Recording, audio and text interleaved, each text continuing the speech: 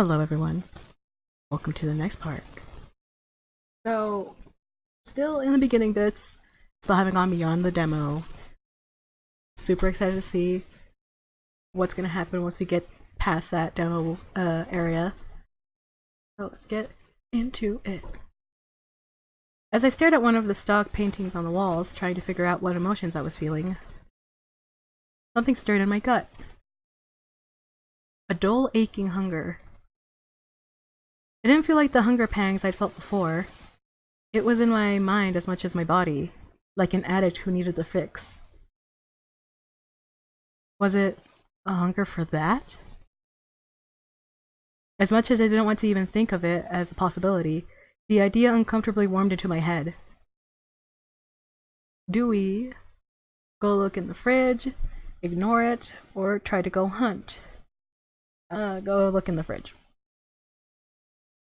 Maybe regular food would tide me over, or just some water. I knew that was bullshit, of course, but I pretended not to. I slunk over to the mini fridge, unsure of what I hoped to find. Pulling the tiny door open, I bent down to peer inside. But instead of discovering my water or food or even ice, I saw something completely different. 3 packets of blood, neatly sealed in translucent bags like morbid juice boxes. I snatched one up without thinking. At that moment, the sketchy bag looked better than a meal from a 5-star restaurant. Moving on impulse, I sank my teeth into the plastic, downing the cold liquid in giant gulps. The second it slid down my throat, a rush of energy flowed through me. The pain vanished, and my body hummed with, well, not life, but something close to it. Drinking it came so naturally, and each sip tasted better than the last. But in the back of my mind, I knew that I'd lost some part of myself at that moment, something that I might never get back. So I drank until the bag was empty, and it was over. A knock at the door interrupted my dinner. I threw the empty bag into the trash can, quickly wiped off my bloody lips, and reached for the door. I thought Charisse and Marcus had left, but maybe one of them had come back to tell me something. Can't see you! Oh, good evening. A gentle, melodic voice purred out of the man before me. I'm weak! I'd never seen his face before, but his too pale skin and flashing fangs immediately gave away what he was. You're Antonio, aren't you? Please, tell me I'm right. Okay, choices are... Yes, that'd be me. What do you want? Or, I wish handsome strangers knocked on my door every night. Or, not interested in solicitors. Can't choose.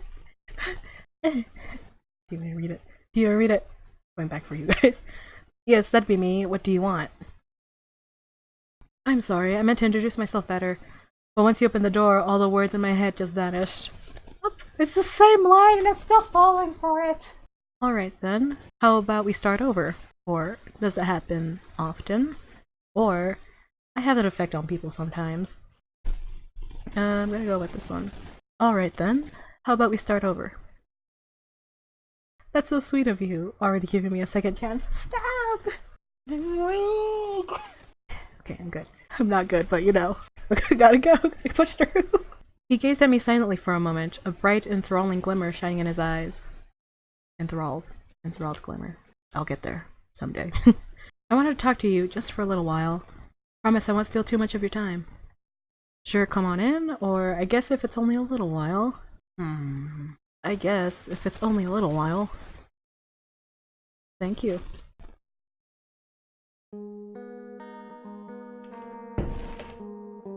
Still like this music. Oh, that's so good. He slipped inside the room, glancing around curiously for a few moments. A faint floral scent drifted around him, just barely strong enough to be noticed. When he turned back to me, his eyes instantly fixated on me, flicking away now and then as if he couldn't keep contact for too long. I love his whole thing going on. It's just so hard for me to fight it. I didn't mean to catch you off guard, but I stopped by on, well, impulse. And really, I'm so happy that I did. He tugged with the fringe of his scarf, letting out a soft exhale. Oh, I'm sorry. My name is Heath. I already know who you are, of course, and I hope you'll get to know each other much better. Okay, what we have to choose from is... Nice to meet you, Heath. I could use some new friends. Or... I wouldn't mind if we got a little... I didn't even finish it. I messed up because I was like... Look... I'm not that suave. Me personally, I'm not sure about Antonio, but you know. I wouldn't mind if we got to know each other a lot better. Or... Let's not get ahead of ourselves. Why are you here again? I'm so soft. Yeah, usually my first runs for a lot of these visual novels that have like some like intense themes, I get bad endings. I'm too soft. I can't. It's hard for me to be mean or get like the choices that I'm supposed to be choosing. All of these are really good. I sort of like the last one too, even if it's like a little aggressive. The middle one is too suave for me to pick, so it's between Nice to meet you, Heath, and Let's not get ahead of ourselves. Let's not get ahead of ourselves. Why are you here again? Yes, of course. I should be more considerate after, well... I passed Charisse on my way in, and she told me about what happened to you. It's awful. I'd say I'm sorry, but apologies won't give your life back. So I wanted to offer you a sympathetic ear and a shoulder crayon if you needed it. He spoke quietly, gravely, as if we were attending a funeral for the Antonio who died back at that club. It wasn't so long ago that I lost my life too. The changes leave you almost numb at first, but when everything finally hits you, the loneliness is overwhelming. I just wish I could go back, or I'm not going to mope about it, what's done is done, or it can't be all that bad. We've got powers and immortality, right? This is something that I like to have my characters, is like being reasonable about things. Emotionally, if this was happening IRL to me, or if I did like a self-insert, I would be, I just wish I could go back. But we're not doing a self-insert, we're doing Antonio. Antonio's gonna go. I'm not going to mope about it. What's done is done. That's a strong attitude. I'm a little jealous. I just hope you can keep your strength after the weight of everything really hits you.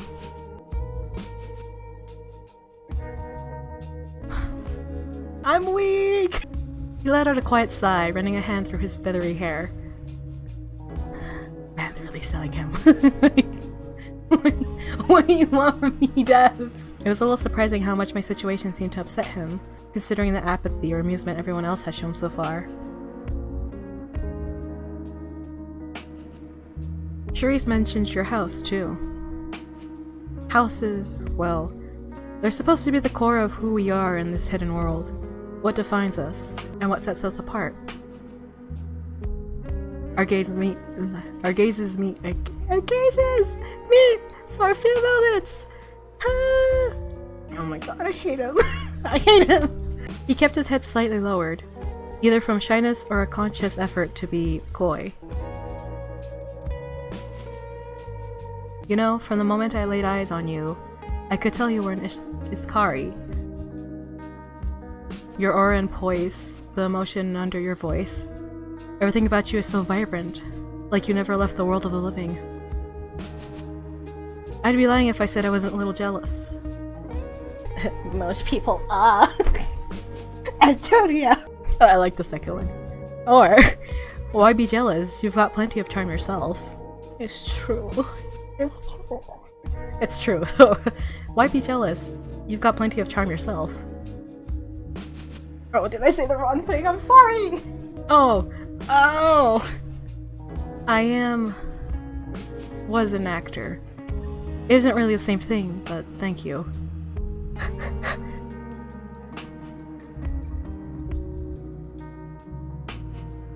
I have a goal in mind, and it's not Heath! Me, you gotta Oh my god.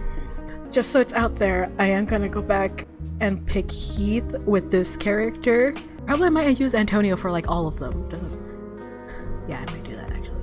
If you want to see how that turns out at the end of the LP, follow my Twitter. I never plug my things. Follow me on Twitter for those things. I'll make it a thread. I'll title it Antonio Romances Heath. Hashtag kill Hollywood. And that will be the thread. There we go!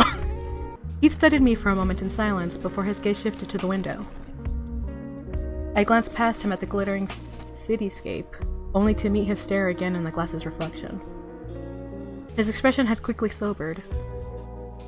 The way his mood seemed to shift so quickly caught me off guard. It was like they flicked on and off at a whim. You know, a few years ago, you would have had a group of Iskari to welcome you into this new world. But now, well...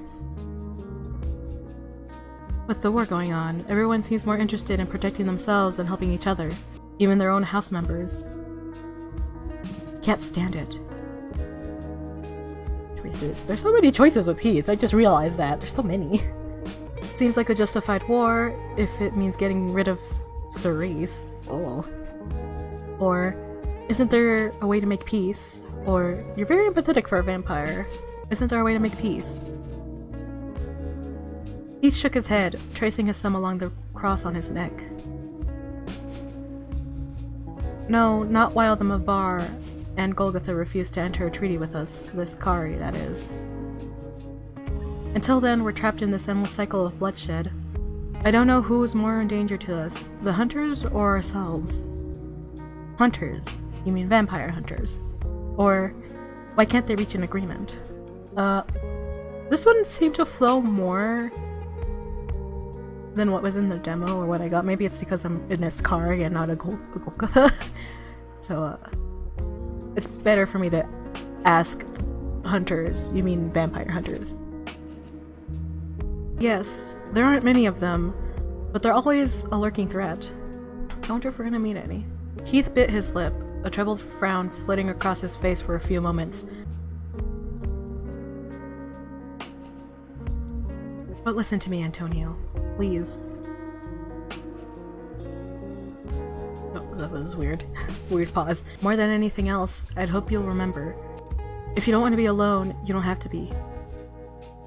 I run a bar downtown. Nothing much, just a little nook for stars and a sanctuary for people like us. It's called Saturnalia. Won't you come by sometime? I don't mean to sound pushy, but... The warm lamplight reflected in his eyes as they flicked up towards mine.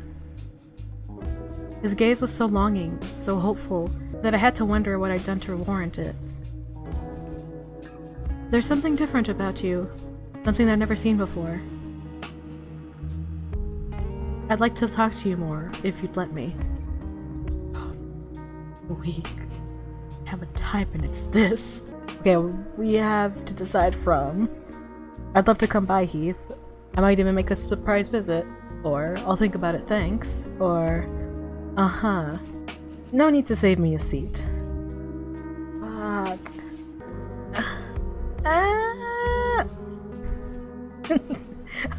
Gotta check back, I gotta read it. I'd love to come by, Heath. I might even make a surprise visit. He immediately lit up at that, like I just offered him his favorite thing in the world. Then I hope you won't make me wait too long. I don't know if I could bear it. Can you leave? You're giving me a heart attack. I should leave. Please. Please leave. The sun's coming up soon, but I'll remember to say a prayer for your success tomorrow. Oh god. Until then, if you ever need me, you know where I am. With a gentle bow of his head, he gave me one last long look. Good night, Antonio. Good night, Heath. Sleep well. Or... silence. Or... don't let the door hit you on your way out. God. Good night, Heath. Sleep well. It's gone. I'm saved. With that, Heath quietly made his way to the exit, slipping outside. Once the door clicked shut behind him, I was alone again, in golden solitary confinement. Like Heath said, the sun would rise soon, meaning I'd need to tightly shut the curtains and curl up until tomorrow night. I read that word, but it's okay. In a way, I didn't want to. Shutting the curtains would mean surrendering to the reality that this wasn't all some insane dream. But I wasn't sure how much longer I could deny that reality.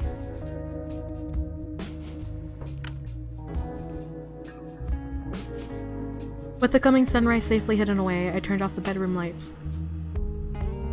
As I stared at the LED glow of the alarm clock, letting my transformed body sink towards something resembling sleep, one last thought drifted into my head. Oh my god, these choices. I felt incredibly lonely, I felt deeply determined, I felt strangely excited. I felt deeply determined. No matter what happened from here, I refused to let myself lose to fate. If I was trapped in this world, then I'd just have to find a way to survive. I wouldn't let this be the end. There was still too much left for me to do. With that feeling still settled in my chest, I closed my eyes. Finally, a comforting nothingness pulled me down into the dark, and away from the coming day.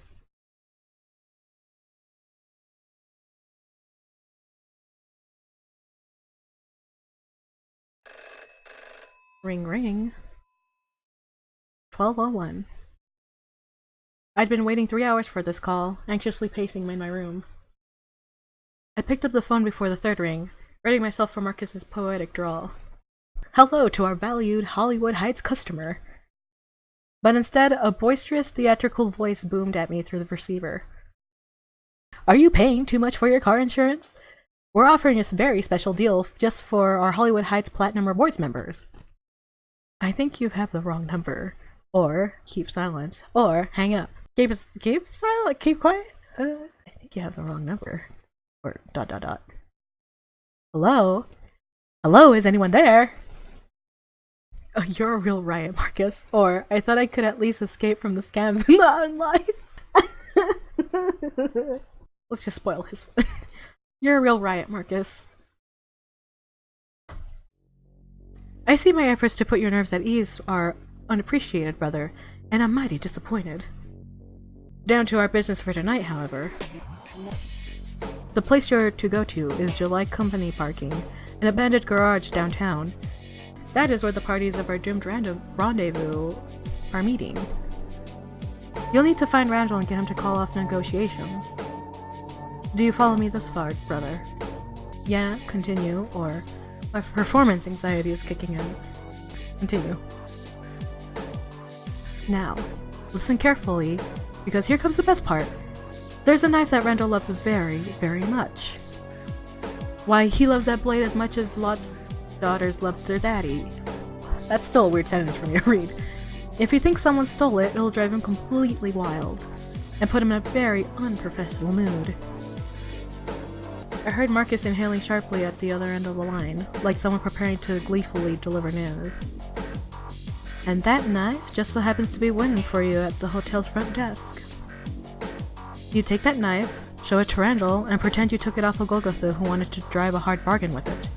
That's sure to ruin negotiations. I rather doubt Randall would mistake you for one of his unwashed lackeys, but Charisse says he'll be seeing too much red to care. Got it, I'm ready to go, or this sounds sketchier than the gas station sushi, but okay, or I have a real bad feeling about this. Since I already know what happens, I'm just like, got it, I'm ready to go. Me personally, I'm really bad at making jokes, and I tend not to pass that on to my characters, but this time I'm actually gonna make Antonio suffer. He's not gonna make a lot of jokes. My delivery is bad. I tend to stutter a lot when delivering a line because I'm like, that's hilarious, I'm gonna say it, and then they can't see it. Okay, got it, I'm ready to go. That's the spirit! Charge into Death's jaws and make him no fear. Now, once we've finished up, return to the hotel's bar and all your good tidings. I have faith in you, Antonio. Then again, I also had faith in Jack Kennedy, so maybe don't call yourself the Messiah just yet. Rick. It was sink or swim then. I didn't have the first idea of what to expect, and that terrified me, but if I'd survived so far in Hollywood among the living, then I'd find a way to do it among the dead. That's the spirit, Antonio. After picking up the knife from the front desk, I left the hotel and skulked out onto the street. July Company Parking. I vaguely remember seeing the sign before, at least, so I had some idea of where to go. Stealing my nerves, I set out into the garage's direction, trying to avoid eye contact with any late-night passerbys. But as I walked, I started to feel the same aching hunger I felt last night. It was just a dull pain at first, but it quickly grew stronger, gnawing at me from the inside. I couldn't focus on anything else. Before I entered the parking garage, I'd have to find blood to sate myself, or else the pressure would snap me. Damn it, that was probably why the fridge had 3 blood packs, not just 1. Just then, my heightened sense picked up the scent. Down the alley. The scent of a mortal. Alone. There was no one else nearby, which meant I could feed on them, if I wanted to. The pain was getting worse. My body ached, my head spun, and the whole world pulsed in front of me. Tried to resist or give in to the hunger. I don't know if this is like an important thing for later on. So we're gonna go to the last slot, we're gonna put it right here. Goodbye. Give in to the hunger. It was no use. I needed to feed. I needed blood. Warm blood. These were my new instincts. Everything had changed, and denying that would just be a losing battle. I slipped into the alley, pulled like a magnet towards the wonderful scent. It didn't take long before I caught sight of the source.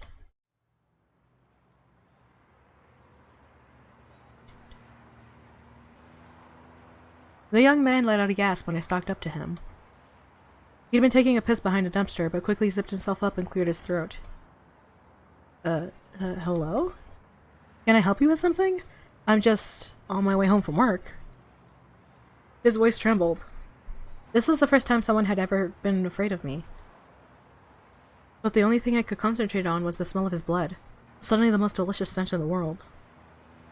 Okay, we have, don't worry, I'm not going to mug you. Or, here, kitty kitty. Or, yes, I need you. Don't worry, I'm not gonna mug you. Uh-oh? That's a relief. His nervous laughter echoed in the alleyway. I took a step towards him, slowly.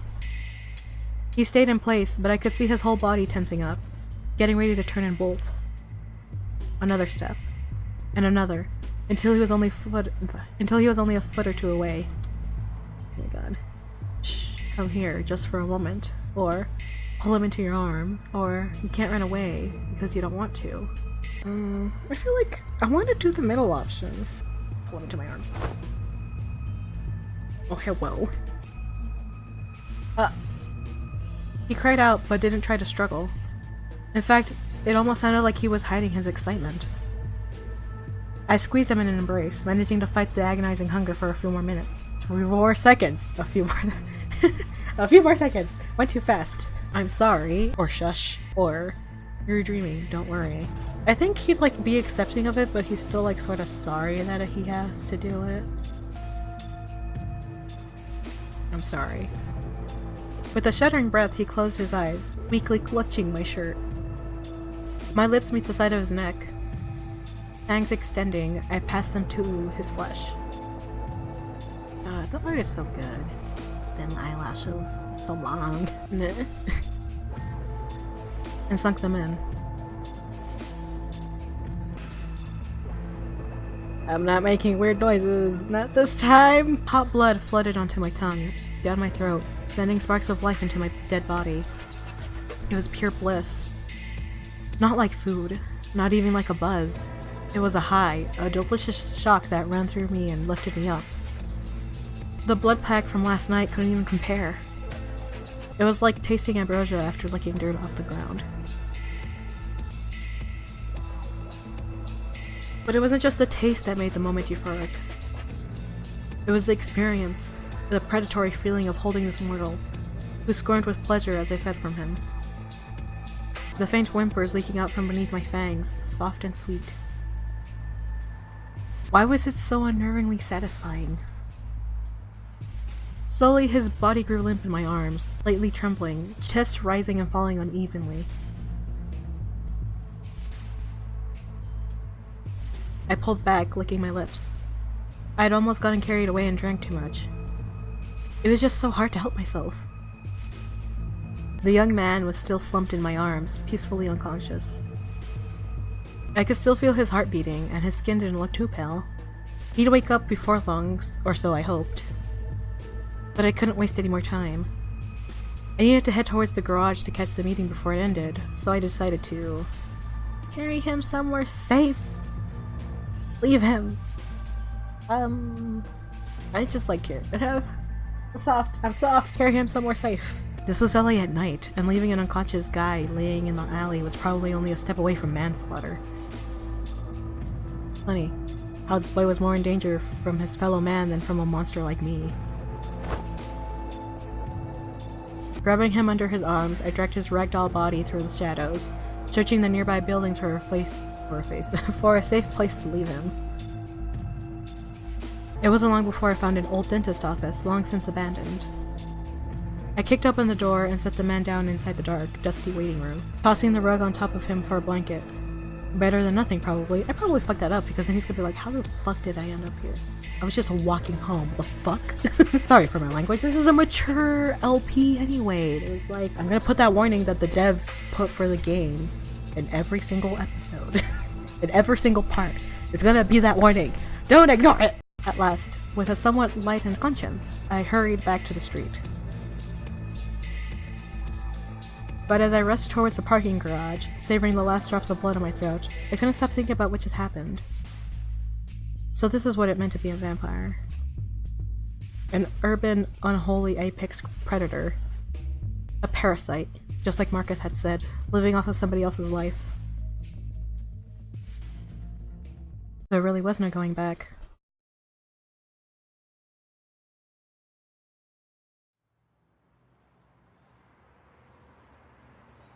I'm gonna end it here. I'm not sure if I'm gonna do like record the next part after this or if it's gonna be a few days. But hope you enjoyed. I'll see you next time, everyone. Take care of yourselves. Bye. Make sure to go to the description and click on those links to buy the game and to support the devs. I keep forgetting to do that. Let's check our stats. Reserved, human-like, and I'm still diplomatic more than last time, I think. Our reputation is not gonna change probably until we choose our route, so see you then.